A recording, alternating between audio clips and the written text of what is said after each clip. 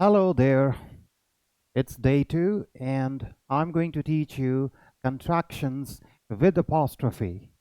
Day 1 में हमने पढ़ा बच्चे contractions without apostrophe. अगर कोई भी confusion है, doubt है या कोई clarification लेनी है, आप comment box में अपने questions लिख सकते हैं, मैं definitely उसका आपको आंसर दूंगा. तो contractions मैं आपको overview दे देता हूं कि हमने क्या क्या पढ़ा है.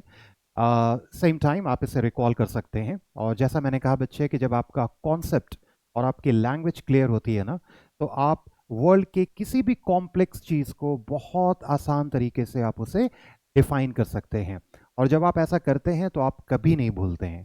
सो this is how you want to learn and acquire anything, not only English language, anything, any subject you are learning. Try to get the concept right and at the same time try to get your language right. Okay, so I'm going to teach you contractions with apostrophe. So hang on. Contractions हम one more time day one में मैंने आपको बताया, मैं आपको फिर भी clear कर देता हूँ. Contractions इंग्लिश लैंग्वेज में हम इसलिए यूज़ करते हैं ताकि हमारा टाइम सेव हो और जब हम किसी लैंग्वेज में उसे यूज़ करते हैं तो दो हमारे पास हमेशा पार्ट रहता है, स्पोकन और रिटन, जिसे हम स्पीच कहते हैं और राइटिंग कहते हैं और आप इसे दोनों फॉर्म में यूज़ कर सकते हैं. मैंने आपको फॉर्मल भी बताया था कि इंग्लिश लैंग्वेज को, किसी भी लैंग्वेज को हम दो पार्ट में हमेशा डिवाइड करते हैं, फॉर्मल और इनफॉर्मल इंग्लिश. क्या आप इसे फॉर्मल में यूज़ करेंगे या इनफॉर्मल में यूज़ करेंगे. तो आप सबसे पहले कंट्रैक्शन इसे यूज़ करते हैं, कंट्रैक्टेड फॉर्म को, शॉर्ट फॉर्म आप इसे कह सकते हैं. कंट्रैक्टेड फॉर्म को, कंट्रैक्शंस को हम इसलिए यूज़ करते हैं ताकि हमारा टाइम सेव हो.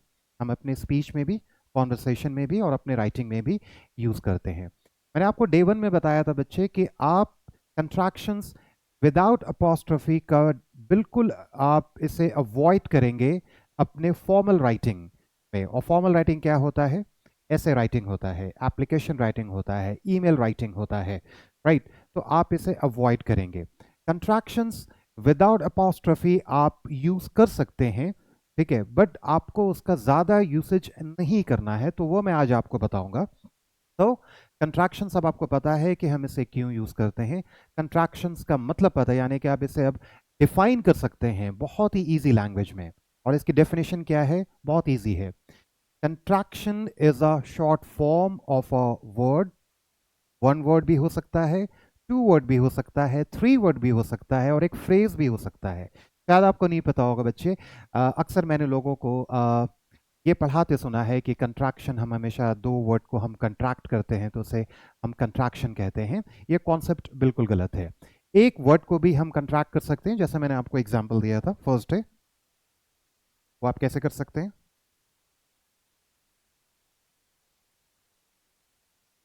तो जब हम इसे कंट्रैक्ट करते हैं तो हम किस चीज़ का यूज़ करते हैं? अपॉस्ट्रोफी. और अपॉस्ट्रोफी क्या है बच्चे? अपॉस्ट्रोफी एक पंक्चुएशन मार्क है. तो एक वर्ड को हमने कंट्रैक्ट किया. आप और एग्जांपल दे देता हूं. It was. एक और example. Because. One more. Right. तो आप देखो, आपने एक वर्ड को कंट्रैक्ट किया और इसकी प्लेसमेंट चेंज हो जाएगी, डिपेंड करता है कि वो कंट्रैक्ट, अब जब हम उसे कंट्रैक्ट कर रहे हैं तो अपॉस्ट्रोफी की प्लेसमेंट क्या होगी. इन तीनों वर्ड में अपॉस्ट्रोफी की प्लेसमेंट है वर्ड से पहले. इस वर्ड में इसकी प्लेसमेंट है, अपॉस्ट्रोफी की प्लेसमेंट है इन बिटवीन समवेयर. ओके. आप इसे जब भी कंट्रैक्ट करोगे आप इसे हमेशा कंट्रैक्टेड फॉर्म में बोलोगे, राइट. एंड दैट्स वाई मैं आपको फर्स्ट डे मैंने ये थोड़ा सा आपको हिंट दिया था कि native English speakers, one of the nuances, accent barrier होता है बच्चे. हम बहुत सारे नेटिव इंग्लिश स्पीकर्स को नहीं समझ पाते हैं, बट आप कभी नोटिस करोगे ना बच्चे, वो ज़्यादातर कंट्रैक्टेड फॉर्म में बोलते हैं. वो क्या बोल के निकल जाते हैं, जैसे अगर उन्होंने बोला आपको नहीं पता चलेगा कि उन्होंने देम बोला है. उन्होंने बोला कज, हम इसे कंट्रैक्टेड फॉर्म में ऐसे भी लिखते हैं, राइट. आपको नहीं पता ये क्या है, राइट. और वो इसका यूज़ करते हैं अपनी कॉन्वर्सेशनल, अपनी कैजुअल इंग्लिश में। आप कोई मूवीज़ देख रहे हो, आप कोई इंग्लिश सॉन्ग्स आप सुन रहे हो विथ सबटाइटल्स ऑन, आप देखना, आपको डेफिनेटली ये कहीं ना कहीं आपको देखने को मिलेगा।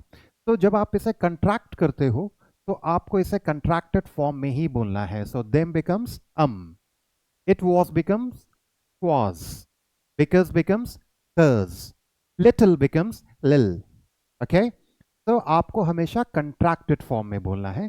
तो ये वन वर्ड का कंट्रैक्टेड फॉर्म है।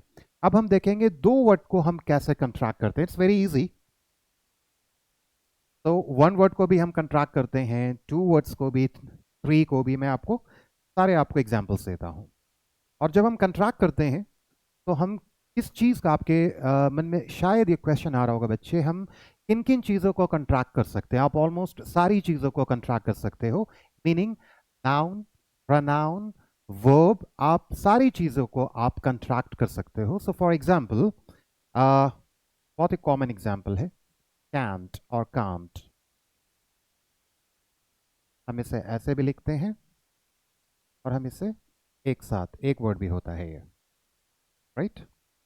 तो जब हमने इसे ऐसे लिखा, जब हमने इसे कंट्रैक्टेड फॉर्म में लिखा बच्चे, तो इसकी प्रोनाउंसिएशन कैन नॉट नहीं होगी, इसकी प्रोनाउंसिएशन हो जाएगी कैंट। उसी तरीके से आप एक और वर्ब लो, ये किसका कंट्रैक्टेड फॉर्म है? इज नॉट का। सो ये क्या हो जाएगा? आप इसे किस फॉर्म में आप इसे पढ़ेंगे? आप इसे पढ़ेंगे isn't. Okay, one more, verb form hasn't किसका कंट्रैक्टेड फॉर्म है?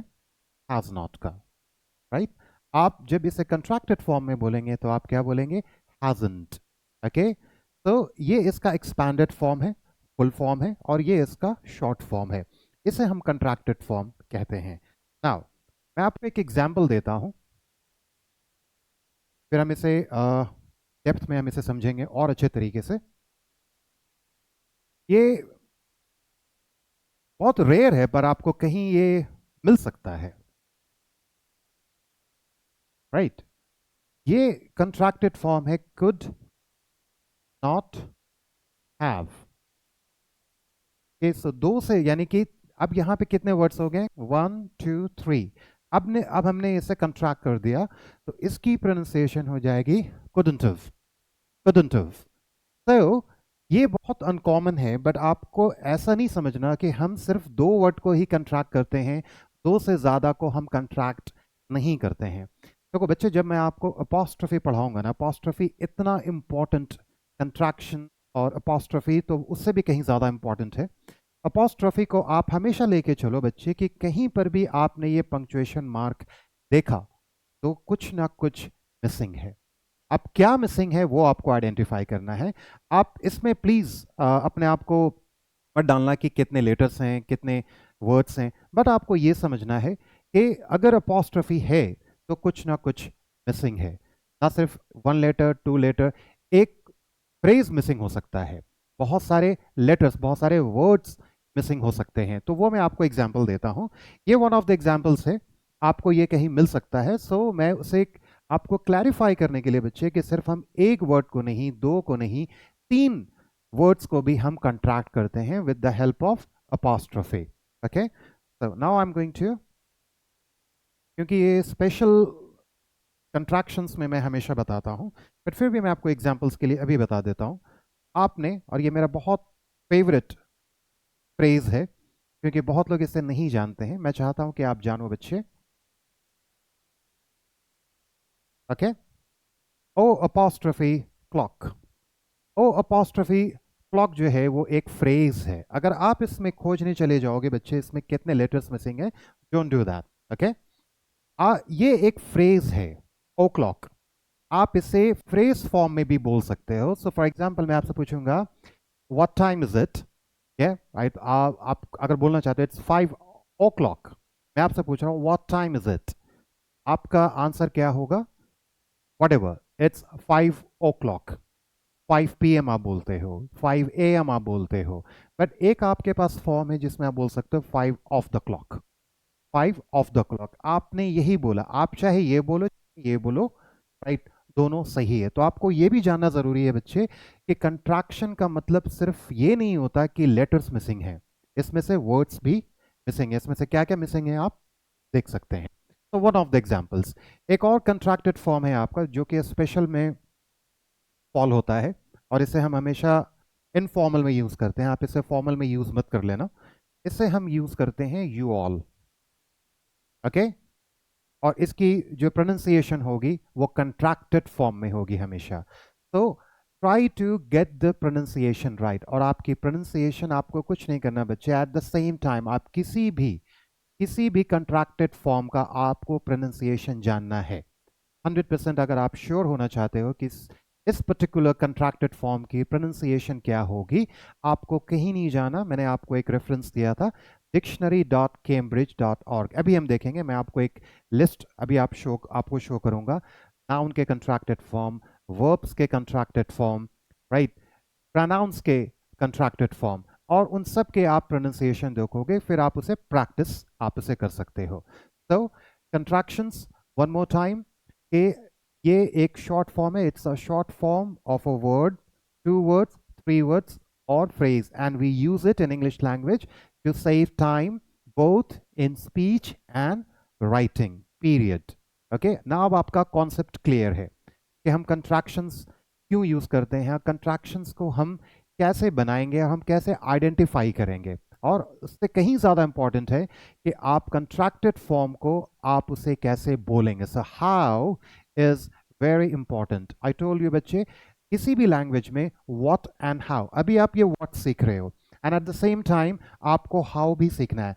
आप सिर्फ व्हाट सीखोगे और हाउ नहीं सीखोगे तो प्रॉब्लम हो जाएगी, राइट। तो आप what and how आप दोनों सीखोगे। So I'm going to show you a list. Just hang on.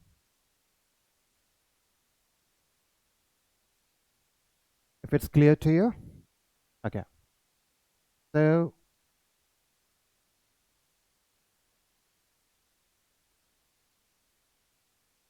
आप ये देखो, ये कंट्रैक्शन है I apostrophe M, और इसकी प्रोनाउंसिएशन जो होगी, आप ये देखो,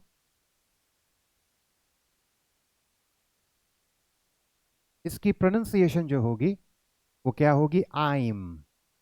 और ये किसका शॉर्ट फॉर्म है, आई एम का। उसी तरीके से इसकी प्रोनाउंसिएशन हो जाएगी, ये शॉर्ट फॉर्म यानी कि कंट्रैक्टेड फॉर्म किसका है, आई हैव का। इसकी प्रोनाउंसिएशन क्या हो जाएगी, आईव। ये फोनेटिक लैंग्वेज है। मैं इससे आपको डिसाइफर करने के लिए, आपको प्रोनाउंसिएशन में हेल्प करने के लिए, दिस इज़ नो वर्ड, ये कोई वर्ड नहीं है। मैं सिर्फ आपको आपकी प्रोनाउंसिएशन को एक लेमैन टर्म में आपको इम्प्रूव करने के लिए, इसे समझने के लिए, इस लैंग्वेज को मैंने इसका यूज़ किया है। ये हो गया आइम, ये हो गया आइव, राइट। उसी तरीके से आप इसकी प्रोनाउंसिएशन आई अपोस्ट्रोफी डबल एल की प्रोनाउंसिएशन, ये कंट्रैक्टेड फॉर्म है किसका, I W I double L, पर आप इससे pronounce कैसे करोगे, I'll. Okay, so let's get back to what, that dictionary.cambridge.org। Validate भी करना है आपको बच्चे, आप जो भी पढ़ते हो ना, आपको उसको वैलिडेट करना है ताकि आप 100% श्योर हो सको कि हाँ, जो मैं इंफॉर्मेशन ले रहा हूँ, जो मुझे इंफॉर्मेशन दी जा रही है, पढ़ाई जा रही है, वो सही है। सो आप हमेशा वैलिडेट करने की भी कोशिश करें। Okay, so this is dictionary.cambridge.org। मैं जूम कर देता हूँ, just let me write it। सबसे पहला हम इसकी प्रोनाउंसिएशन देखते हैं, आई apostrophe M.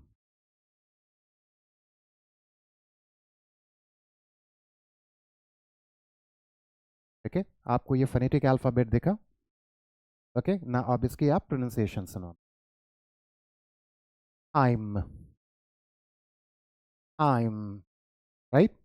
One more, I apostrophe V E. It's not I have expanded form है, लेकिन जब हम इसे प्रोनाउंस करेंगे बच्चे, तो इसकी प्रोनाउंसिएशन आप देखो क्या हो जाएगी, आईव हो जाएगी, आईव। ओके ना, अब आप इसकी प्रोनाउंसिएशन चेक करो,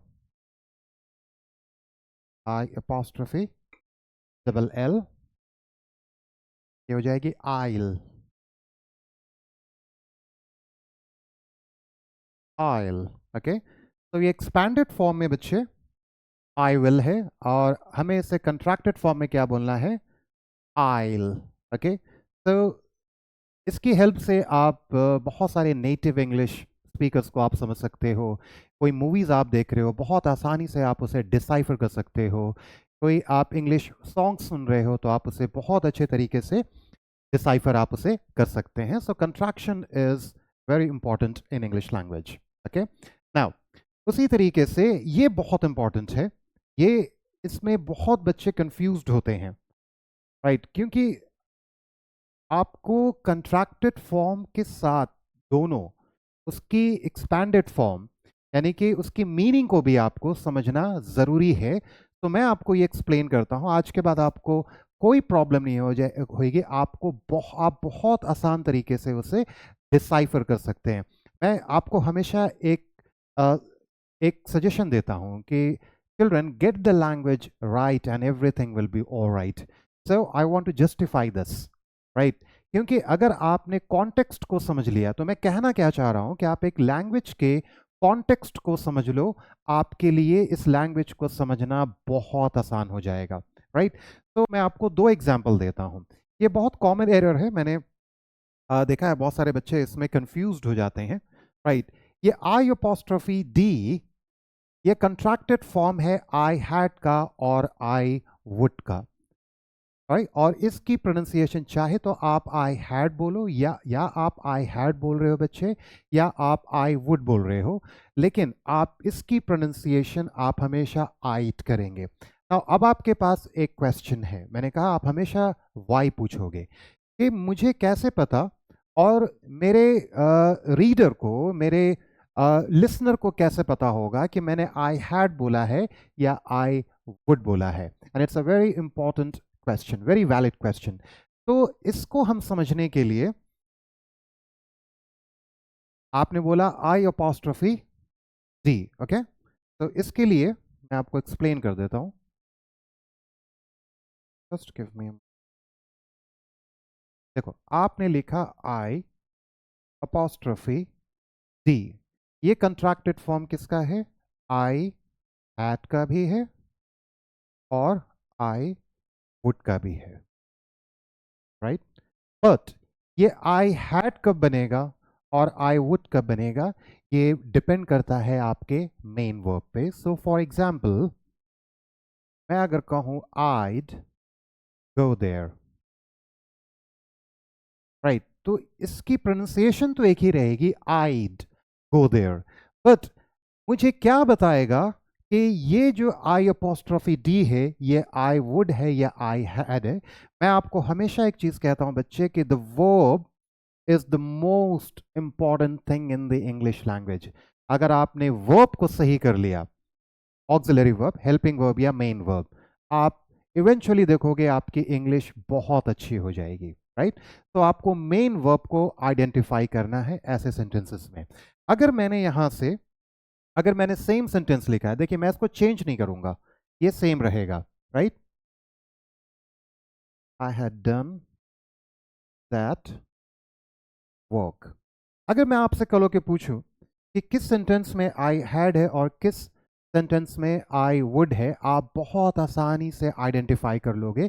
आपको कुछ नहीं करना, आप क्या आइडेंटिफाई करोगे? You try to spot, you always look for the main verb, और ये पास्ट पार्टिसिपल है, डू, डिड, डन। तो done is the past participle form, और ये जब होता है तो वो ये क्या बन जाता है? I had. तो इसमें डिफरेंस है, इसकी प्रोनाउंसिएशन में कोई डिफरेंस नहीं आएगी बच्चे, ये हमेशा आई अपोस्ट्रोफी डी को हम आइट पढ़ेंगे, लेकिन ये कब आई वुड होगा और कब आई हैड होगा, ये डिपेंड करता है आपके मेन वर्ब पे। Is that very clear? Okay, now मैं आपको एक और एग्जांपल देता हूं क्योंकि इसमें भी बहुत लोग कंफ्यूज्ड होते हैं। आई टी अपोस्ट्रोफी एस, उन, और आई टी अपोस्ट्रोफी एस भी जो है वो दो का कंट्रैक्टेड फॉर्म है, इट इज का भी है और इट हैज का भी है, right.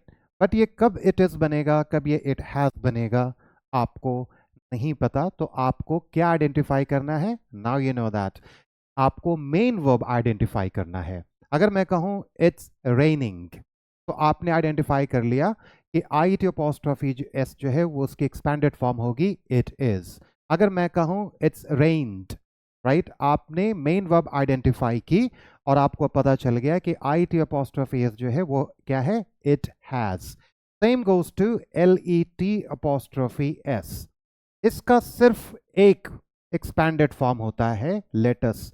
So don't get confused between this L-E-T apostrophe S। इन दोनों की प्रोनाउंसिएशन एक रहेगी। ये कंट्रैक्टेड फॉर्म में है और ये कंट्रैक्टेड फॉर्म किसका है बच्चे? लेट अस का। ये कंट्रैक्टेड फॉर्म किसका है? इट इज का और इट हैज का। लेकिन आप इसकी प्रोनाउंसिएशन हमेशा कंट्रैक्टेड फॉर्म में रखेंगे और वो क्या होगा? इट्स। इसकी भी आप प्रोनाउंसिएशन कंट्रैक्टेड फॉर्म में रखेंगे, लेट्स। इन दोनों की प्रोनाउंसिएशन एक है बट इसका कॉन्टेक्स्ट अलग है। मैं आपको इसके बारे में और बताऊंगा जब हम अपॉस्ट्रोफी जब हम पढ़ेंगे। तो मीनवाइल मैं आपको ये बता रहा हूं कि अगर आपको कभी भी कंफ्यूजन हो, राइट, आप हमेशा मेन वर्ब आप उसमें आइडेंटिफाई करो, फिर आप देखो आपके लिए कितना इजी हो जाता है। Okay, now let's get back to the sheet. तो अब आपको समझ में आ रहा होगा बच्चे कि कंट्रैक्शन जो है कितना इंपॉर्टेंट है और हमें ये क्यों समझना चाहिए। ना सिर्फ इसके एक्सपैंडेड फॉर्म को, हमें इसके प्रोनाउंसिएशन को भी जानना बहुत इंपॉर्टेंट है। तो आप ये देखो, आपको ये लिस्ट मैं शेयर कर दूंगा। आपको दो काम करना है, आपको इसके एक्सपैंडेड फॉर्म को और इसके कंट्रैक्टेड फॉर्म को समझना है। उसके साथ साथ मोर इम्पॉर्टेंट, आप इसकी प्रोनाउंसिएशन को सही करोगे, राइट। फिर आप कोई इंग्लिश मूवी, कोई English songs with the subtitles on आप इसे करके देखो, आपको बहुत ज़्यादा कंट्रैक्टेड फॉर्म इसमें देखने को मिलेगा। ओके, तो ये बहुत बड़ी लिस्ट है, मैं आपको ये शेयर कर दूंगा, बट फिर भी मैं आपको कुछ और इसमें से एक एग्जांपल मैं आपको और दे देता हूं। देखो, ये जो कंट्रैक्टेड फॉर्म है HE'(S), ये किसका कंट्रैक्टेड फॉर्म है? ही इज का और ही हैज का। लेकिन जब हम इससे प्रोनाउंस करेंगे तो हम इसे क्या करेंगे? He is coming. ओके, तो इस तरीके से जब आपको एक्सेंट कॉपी नहीं करना, आपको अपनी टोन, अपनी इंटोनेशन और प्रोनाउंसिएशन के नुआंसेस को आपको समझना है। आपकी प्रोनाउंसिएशन बहुत अच्छी हो जाएगी। आपकी टोन मेरी टोन, आपकी इंटोनेशन मेरी इंटोनेशन डिफरेंट है, तो you have a unique tone, intonation, तो आपकी प्रोनाउंसिएशन भी बहुत यूनिक होगी। Never try to copy the accent. Okay, हम एक्सेंट ना पढ़ेंगे, ना मैं आपको एक्सेंट पढ़ाऊंगा। आपकी प्रोनाउंसिएशन, आपका एक खुद का एक्सेंट होगा। जब आपकी प्रोनाउंसिएशन सही हो जाएगी, जब आपको पता है कहाँ पे स्ट्रेस देना है, कहाँ पे नहीं देना है, कहाँ पे टोन को, अपने पिच को हाई करना है, कहाँ पे लो करना है, आपकी प्रोनाउंसिएशन अमेजिंग हो जाएगी, राइट। तो इसकी प्रोनाउंसिएशन आप क्या करेंगे? हीज। तो जितने भी वर्ड्स हैं जो मैं आपको शेयर करूंगा, आप इसमें से क्या कोशिश करेंगे? सारे वर्ड्स को आप dictionary.cambridge पे जाके आप उसकी प्रोनाउंसिएशन को आप सुनेंगे। उसी तरीके से सारी चीज़ों को आप कंट्रैक्ट कर सकते हो। ओके, आप देख सकते हैं, ठीक है जी। अब आप इसे समझ जाओगे कि शी अपॉस्ट्रोफी डी, क्या ये शी वुड है, क्या ये शी हैड है? क्या आइडेंटिफाई करना है? One more time, main verb, yes. Now I T apostrophe T, क्या ये इट इज है, क्या ये इट हैज है? प्रोनाउंसिएशन क्या रहेगी? इट्स। लेकिन क्या ये इट इज है, क्या ये इट हैज है? आप कैसे आइडेंटिफाई करोगे बच्चे? Very simple, main verb. Okay, now आप इसे देखो, वी अपॉस्ट्रोफी आर ई, हम इसे एक्सपैंडेड फॉर्म में तो वी आर कहते हैं, लेकिन हम इसे कंट्रैक्टेड फॉर्म में क्या कहेंगे? We're. Okay, we're going there. Okay, so this form आपको बहुत आसानी से आ जाएगा। You don't have to spend much time on this, it's very easy. हमें नुआंसेस समझना होता है। मैं अक्सर कहता हूं कि अगर आपने रट्टा मारने की कोशिश की ना बच्चे, तो आप कहीं ना कहीं फंस जाओगे। अगर आपने इसके कॉन्सेप्ट को क्लियर कर लिया ना, आप खुद उसको डिसाइफर कर सकते हो, आपको डिपेंड नहीं रहना, आपका सेंस डेवलप हो जाएगा, आप एक इंडिपेंडेंट थिंकर और आप एक इंडिपेंडेंट लर्नर बन जाओगे, जो कि ये मेरा गोल है, आपको इंडिपेंडेंट थिंकर और आपको इंडिपेंडेंट लर्नर बनाने का। आपका सेंस डेवलप हो जाएगा, फिर आप अपना रास्ता खुद निकाल सकते हैं। जहां कहीं भी आपको कंफ्यूजन होगी, आपको पता है कि आपको क्या करना है। That's it. तो ये भी एक लिस्ट है, सारे लिस्ट मैं आपको शेयर कर दूंगा, कुछ मैं इसमें से टच करने की कोशिश कर रहा हूँ कि आपकी कंफ्यूजन, आपकी कोई भी अगर डाउट है तो आप मुझसे पूछ सकते हैं, राइट। जैसे ये ये बहुत इंपॉर्टेंट है, मैं इसमें आपको एक स्पेशल कंट्रैक्शन भी पढ़ाऊंगा, राइट। ये आंट है, इसकी बहुत सारे लोग इसकी प्रोनाउंसिएशन इससे मैच कर देते हैं, AIN''T. This is the only contracted form in the English language, AIN''T. Okay, listen to me very carefully. This is the only contracted form in the English language which has 5 expansions. 2 और होते हैं but वो बहुत rare case में होता है, तो ये भी मैं आपको स्पेशल पढ़ाऊंगा क्योंकि इस पे आपका होल्ड होना बहुत ज़रूरी है। तो एक बहुत ही शॉर्ट सेशन मैं उसके लिए कंडक्ट करूंगा क्योंकि ये इंपॉर्टेंट है, और इसे आप कैजुअल इंग्लिश में आप इसे यूज़ करेंगे, यानी कि इनफॉर्मल इंग्लिश में यूज़ करेंगे। इसमें और इसमें फ़र्क इतना है, AREN''T, कि ये सिर्फ एक 2 वर्ड का कंट्रैक्टेड फॉर्म है, आर नॉट। ओके, और इसकी हम प्रोनाउंसिएशन करते हैं आंट, और इसकी प्रोनाउंसिएशन है एंट। इसका मतलब सिर्फ एक होता है, आर नॉट। इसका मतलब इसके 5 डिस्टिंक्टिव मीनिंग्स हैं, तो वो भी मैं आपको बताऊंगा। ठीक है, तरीके से आप और देखो बच्चे।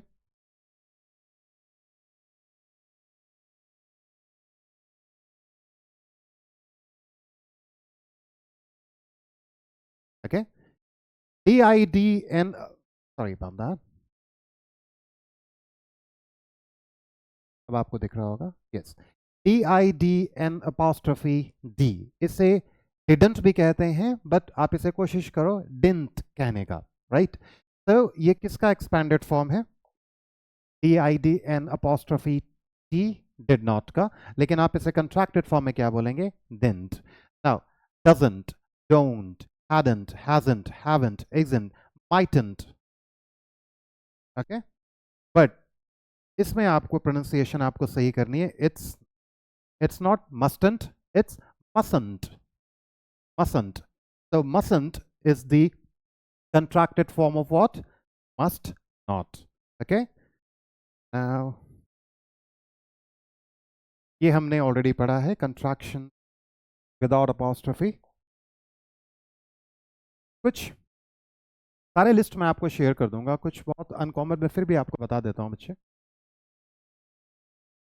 कि आप कहीं ना कहीं आपको लिखा मिल जाएगा, कोई आप अगर कोई बुक पढ़ रहे हो, कोई मूवीज देख रहे हो, कोई सॉन्ग सुन रहे हो, ये भी कॉमन है, राइट। इन इट, INNIT, ये कंट्रैक्टेड फॉर्म होता है एक्चुअली इजंट इट का, इसे हम यूज करते हैं। सो इसे हम क्या पढ़ते हैं? In it, in it. Okay, suppose था, ये आपका एक्चुअली कंट्रैक्शंस विदाउट अपॉस्ट्रोफी है, राइट। तो इसे हम वहाँ यूज कर सकते हैं। ये मैंने शीट आपको ऑलरेडी शेयर कर दी है, ये सारे आपके वो फॉर्म में है।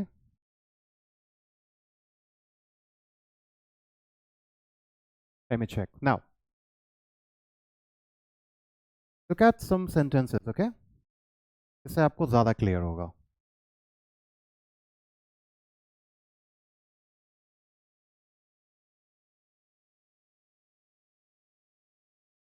सिस्टर के बाद आपने देखा, आप किसी में आप मैंने आपको कहा आप नाउन, राइट, नाउन में दोनों common noun, proper noun, pronoun, verb, आप उसे कंट्रैक्ट कर सकते हो। तो यहाँ पे जो है सिस्टर अपॉस्ट्रोफी टी का मतलब है, ये क्या हो सकता है? अगर मैं आपसे पूछूं कि अभी आप इसे यहाँ पर मैं आपको इसे हाइड कर दूं, मैं पूछूं माई सिस्टर्स गॉट मैरिड, क्या ये सिस्टर इज है या क्या ये सिस्टर हैज है? बहुत आसान है, राइट। आपको क्या करना है बच्चे? अब आप मुझे बताओ, माई सिस्टर अपॉस्ट्रोफी TAS, क्या ये सिस्टर इज है, क्या ये सिस्टर हैज है? बहुत आसान है। आपको क्या करना है? आपको मेन वर्ब को आइडेंटिफाई करना है, राइट? आप यहां देखो, मैरिड। अगर ये इज होता तो ये मैरिड नहीं होता, ये मैरिंग हो जाता। लेकिन आपका एक और क्वेश्चन है, my sister is getting married, ये भी हो सकता है, लेकिन आप ये फॉर्म चेक करो बच्चे। ये जो फॉर्म है गॉट, ये भी जो आपका फॉर्म है, हाँ इसे हम प्रेजेंट टेंस में, हम इसे पास्ट टेंस में, ये बहुत ही मतलब फ्लेक्सिबल है आपका गेट, और ये बहुत आपको हेल्प करता है। तो मैं जब आपको वर्ब पढ़ाऊंगा, और ये वर्ब जो है गेट, गॉट, ये बहुत आपको हेल्प करेगा आपकी कॉन्वर्सेशनल इंग्लिश को इम्प्रूव करने में। बट अभी आप ये समझो, अगर आपको आइडेंटिफाई करना है कि ये सिस्टर इज है या सिस्टर हैज़ है, आपने मेन वर्ब को चेक करना है। ये एक नुआंसेस है कि आपने यहाँ पे, अगर ये गेट होता, my sister is getting married, तो ये क्या होता, इज गेटिंग, ये मैरिड हो जाता।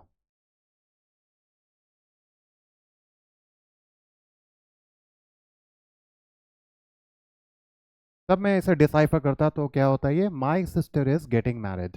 नाउ यहाँ पे जो है वो क्या है, my sister has got married.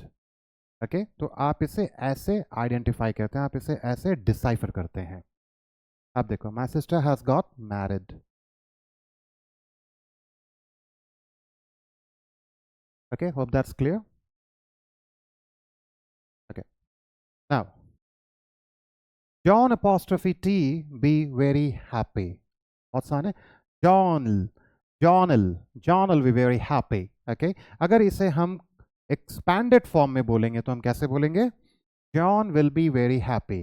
लेकिन अगर हमें इसे contracted form में बोलना है तो आप कैसे बोलोगे? John will be very happy.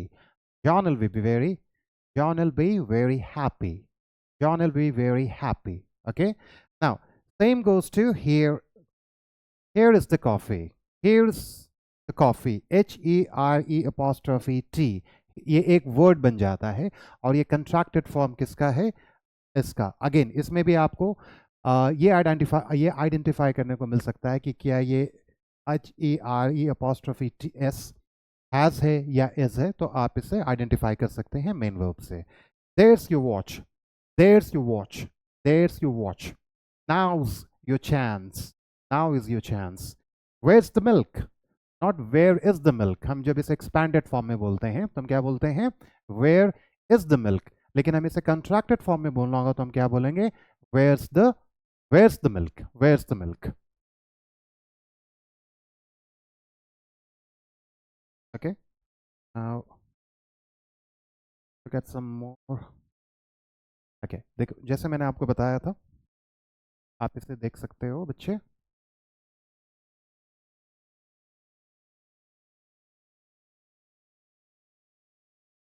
I apostrophe D finish that work soon. आपने इससे would क्यों बोला, क्योंकि आपको पता है ये जो I apostrophe D है, आपको मेन वर्ब चेक करना है। मेन वर्ब आपने देखा फिनिश, ये बेस फॉर्म में है, राइट? तो ये क्या होगा, आई वुड होगा। इसी आई अपॉस्ट्रफी डी को मैं डिसाइफर करना चाहता हूँ, इसके कॉन्टेक्स्ट को समझना चाहता हूँ, तो आपको मेन वर्ब आइडेंटिफाई करना है। सो ये क्या हो गया, आइड फिनिश्ड दैट वर्क। दोनों सेंटेंस को, दोनों आई अपॉस्ट्रफी डी को, चाहे वो आपका आई वुड हो चाहे वो आई हैड हो, आप इसे सेम कंट्रैक्टेड फॉर्म में पढ़ोगे बच्चे, जो कि होगा आइड finished that work soon. I'd finished that work. Right, मैंने आपको बताया, देखो it's raining, और यहाँ क्या, it's been raining since yesterday. तो अब आपको इसका कॉन्टेक्स्ट समझना है कि क्या यहाँ पे जो आई टी अपोस्ट्रोफी एस है, क्या वो आई इट इज है या इट हैज है। It's very simple. You will try to spot the, you will try to look for the main verb, okay, and your job is done. Now look at this, let apostrophe s, let's do it। अगर आप इसे expanded form में बोलना चाहते हो तो आप क्या बोलोगे, let us do it। और इसे contracted form में बोलना है तो आप क्या बोलोगे बच्चे, let's do it। okay, now use some, oh तो मैंने यहाँ पर आपको एक हिंट दे दिया है कि अगर apostrophe D is the contracted form, both है, had है, same goes to apostrophe S, right? Now let's look at some special kind of contractions जो मैंने आपको बिल्कुल beginning में बताया है, but आप इसे फिर भी देख लो, it's gonna help you a lot, right? Y apostrophe L, आपको इसको validate करना है, you don't have, you just need to go to cambridge.dictionary.cambridge.org, आप यहाँ पे Y apostrophe A double L,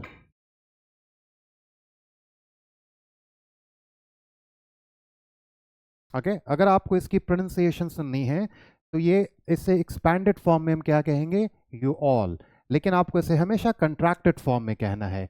दोनों आप अगर अभी कहना भी नहीं चाहते हो बच्चे, लेकिन आपको समझना है, स्पेशली नेटिव इंग्लिश स्पीकर्स को, आप प्लीज़ आप ये मेरी सजेशन मानो, आप मेरी एडवाइस मानो, वो कंट्रैक्टेड फॉर्म में बहुत ज़्यादा बोलते हैं, दैट्स वाई। और आप वो कंट्रैक्टेड फॉर्म, बहुत सारे कंट्रैक्टेड फॉर्म आप अभी आपके लिए अननोन है, बट अब आपके लिए अननोन नहीं रहा, आप उनको गौर करना, राइट? आप सबटाइटल्स ऑन करके मूवी देखो, आप इंग्लिश सॉन्ग सुन रहे हो, आप उसके सबटाइटल्स, लिरिक्स को आप उसको देखो, आपको डेफिनेटली ऐसे लैंग्वेजेस आपको मिल जाएंगे। तो वो यू ऑल नहीं बोलेंगे, वो क्या बोलेंगे, यॉल, यॉल, यॉल। सो दो प्रोनाउंसिएशन है आपकी, यूके और यूएस दोनों है, राइट? तो ओ क्लॉक मैंने आपको बताया, तो Y apostrophe A double L ना O apostrophe clock, ये एक फ्रेज होता है, राइट? तो ऑफ द क्लॉक, सो आप बोल सकते हो 5 of the clock, okay, 10 of the clock, 10 o'clock या 10 ऑफ द क्लॉक, सेम है, राइट? ये मैंने आपको फर्स्ट डे पढ़ाया था कि सिर्फ हम कंट्रैक्शन दो वर्ड को नहीं, एक वर्ड को भी हम कंट्रैक्ट कर सकते हैं। उसी तरीके से मैंने आपको कर्ज भी बताया, ये आपके लिए बहुत इंपॉर्टेंट है। मैं अक्सर बच्चों से पूछता हूँ, बच्चे आप मैकडोनल्ड्स तो आप जाते होगे, राइट? आपको हेल्प करने के लिए, ताकि रियल वर्ल्ड एग्जांपल से आप ज़्यादा समझते हैं। अगर आपने अभी तक गौर नहीं किया तो आप जब भी आप मैकडोनल्ड्स जाएं, आप उसके टैग लाइन पे, जो कि इसका टैग लाइन है, आई एम लविंग इट, वो जो लविन है, LOVIN अपॉस्ट्रोफी है, तो अपॉस्ट्रोफी का एक और मतलब है, लेकिन हम इसे कंट्रैक्टेड फॉर्म कहते हैं। ये डायक्रिटिकल मार्क भी होता है, अभी आप इसे मत समझो, लेकिन अगर इसका मतलब अगर आपको जानना है कि ये कौन सी लैंग्वेज है, तो अभी आप ये समझो बच्चे कि ये लविंग है, लविंग को शॉर्ट फॉर्म में, यानी कि कंट्रैक्टेड फॉर्म ने उनको जी मिसिंग करना था, तो उन्होंने अपॉस्ट्रोफी की हेल्प ली, क्योंकि हम उसे प्रोनाउंस भी वैसे करते हैं, वो लविंग नहीं बोलते हैं, वो क्या बोलते हैं, लविन, सेनन, ओके, गोइन, जोइन।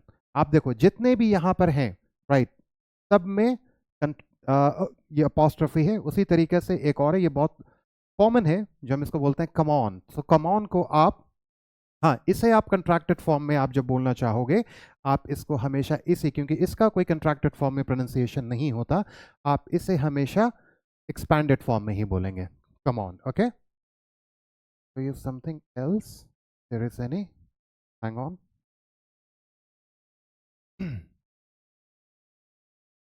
कुछ कंट्रैक्शंस बच्चे जो होते हैं, जिस तरीके से मैंने आपको 2 से 3 वर्ड्स का मैंने आपको कंट्रैक्शन दिखाया, कुड नॉट हैव का, तो वो क्या बन जाता है, कुडंट हैव।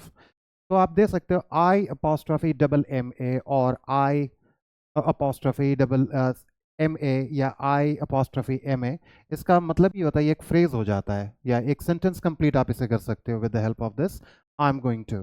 तो ये थोड़ा अभी अनकॉमन है, आप इसे अवॉइड कर सकते हो। ये मैं आपको अपॉस्ट्रोफी में पढ़ाऊंगा, डूज एंड डोंट्स, एक्चुअली इसका मतलब क्या होता है, इसकी प्लेसमेंट आप कर भी सकते हो यहाँ पे, इस तरीके से भी हम इसे लिख सकते हैं। तो ये मेन आपका अपॉस्ट्रोफी में मैं आपको ये पढ़ाऊंगा। Now, ये सारे आपके वर्कशीट हैं, ठीक है? आप इसमें से आइडेंटिफाई कर सकते हैं कि हमें कहाँ पे कंट्रैक्शन को यूज़ करना है, देयर। लेकिन जब भी आप इसे वर्कशीट को आप पूरा करने की कोशिश करें, एक एक सेंटेंस को आप उसे कंट्रैक्टेड फॉर्म में बोलने की कोशिश करें। So there, sorry about that, आप इसे क्या पढ़ोगे? There. तो ये THEIR से ये आपका मैच कर जाता है, तो बट ये वो देर नहीं है, आपको पता है ये कौन देर है, राइट? आप इसके कॉन्टेक्स्ट से आप इसे समझ सकते हो, बट ये उसकी दोनों की प्रोनाउंसिएशन एक होगी. I'll finish. We'll have so much fun. You'll have to ask your mom. It'll take about 20 minutes. He'll pay for it. She'll ring you up on the register. I've never been here before. I should have checked with the teacher first. I could have done if you had just asked. They've never been to Disney before. I'd ask your mom first. We've just finished up your chores. They'd leave before it was time to clean up. Okay? So आप इस तरीके से बोलने की भी कोशिश करेंगे. ये सारी शीट्स मैं आपको शेयर कर दूंगा. राइट, स्टिल सो आपका अब कंट्रैक्शंस विद अपॉस्ट्रोफी भी अब आपका कंप्लीट हो गया है. इसमें और कुछ ऐसा जानने के लिए नहीं है, बट अगर आप कहीं भी आप बुक पढ़ रहे हो, कोई मूवीज़ देख रहे हो, कोई सॉन्ग सुन रहे हो, किसी को आपने बोलता सुना, आप प्लीज़ वो क्वेश्चंस आप मेरे पास लेकर आएंगे कि सर आपने ये टच नहीं किया था, इसका क्या मतलब होता है. कोई भी कन्फ्यूजन आपको, कोई भी डाउट्स है regarding the entire contractions, not only with contractions with apostrophe, contractions without apostrophe में, दोनों में आपको कोई भी कन्फ्यूजन है, please write to me comment box में. So I hope you enjoyed it. So have a good time and take care. Thank you.